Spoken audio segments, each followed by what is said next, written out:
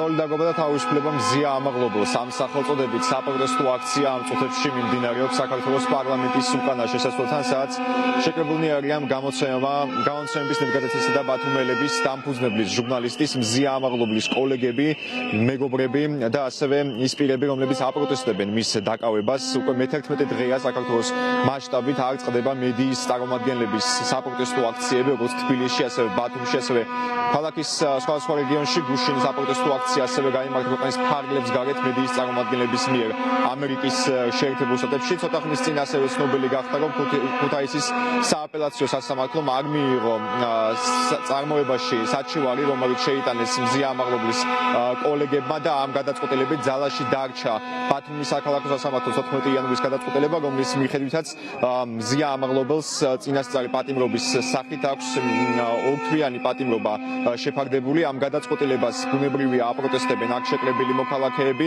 ისინი მიმართავენ აქ შეკრებილ პოლიციელებს და აპროტესტებენ ქვეყანაში შექმნილ ასევე მძიმე პოლიტიკურ მდგომარეობასაც და მიიჩნევენ, რომ მზია ამაღლობელის დაკავება არის გამოწვეული პოლიტიკური ნიშნით. შეგვიძლია ახლა მოქალაქეების კომენტარებს მოусმენთ, რომელთა შორისაც არიან მედიის წარმომადგენლები. მათ ასევე საფრთხეთ მიაჩნიათ მსგავსი პრეცედენტი, როდესაც ცნობილი გამოცემის დამოუკიდებელი მედია საშუალების მედია მენეჯერი არის დაკავებული და ისინი მიიჩნევენ, რომ ეს ნაბიჯი ქვეყანაში ავტორიტარიზმის განმტკიცებას შეუწყობს ხელს.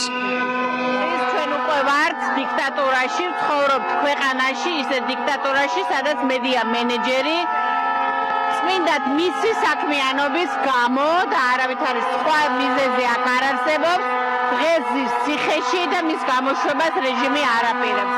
ეს არის უკვე ჩამოყალიბებული დიქტატურა, ზუსტად ის სცენარი, რომლის მიხედვითაც მივდივართ, ეს არის რუსული სცენარი. დანარჩენი რაც შეეხება აი ამ მოძალადე პოლიციელს, რომელმაც იძალა ქალ პატიმარზე, მზია ამაღლობელზე, ჟურნალისტზე, არათუ მის გათავისუფლებას სამსახურიდან, არამედ მას აჯილდოვებენ, მადლობებს უცხადებენ, იმიტომ რომ რეჟიმის გამომხატველი არის ზუსტად აი ესეთი მოძალადე კაცები, ქალზე მოძალადე კაცები. ასე დაიწყო ბევრ ავტორიტარულ ქვეყანაში დიქტატურა.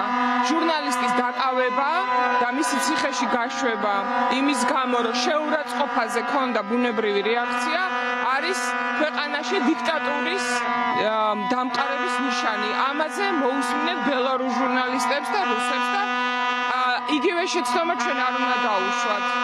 ეს ეხლა თუ ჩვენ არ ვუშველით ერთმანეთს, ჩვენ გველოდება იგივე რაც ხდება ბელარუსში და ეს არ არის გაზვიადება. ნაწყენები და გულდაწყვეტილები ვართ, რომ ჩვენი მეგობარი თავისუფალი მედიის ერთ-ერთი თვალსაჩინო წარმომადგენელი მზია ამაღლობელი არის ტყვეობაში და სასამართლომ, რომელიც ჩვენ გავასაჩივრეთ, არც კი განიხილა, თუ განიხილა როზე პირად თუ რაღაცნაირად პირდაპირ გადაწყვეტილება გამოიტანა, რომ დარჩენილიყო ეს არის მურუსიძის და ჩინჩალაძის მიერ მართული და კლანის მიერ მართული ვიღაცა მონა მოსამართლემ აი ესეთი შეურაცხყოფა მოგვაყენა და ჩვენი მეგობარი დატოვა ტყვეობაში, ივანიშვილის ტყვეობაში და ჩვენ რა ვიცი თუ რამე შეგვიძლია ყველაფერს გავაკეთებთ, რომ ამ ნაძირალა ხელისუფლებამ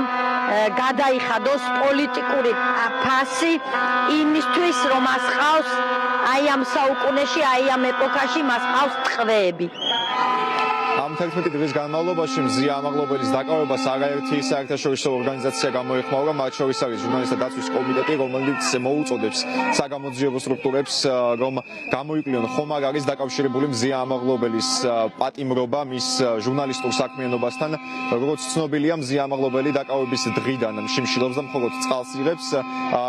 სოლიდარობის აქცია საქართველოს პარლამენტის შენობის უკანა შესასვლელთან ამ წუთებშიც მიმდინარეობს. მე შეგახსენებთ, რომ საქართველოს სამართლის კოდექსის 353 პრიმა მუხლით მიმდინარეობს გამოძიება მზია ამაღლობელის წინააღმდეგ და ეს მუხლი ითვალისწინებს 4-დან 7 წლამდე პატიმრობას. მზია ამაღლობელი 10-11 იანვრის ღამეს ბათუმში პოლიციის სამმართველოსთან მიმდინარე საპროტესტო აქციისას დააკავეს.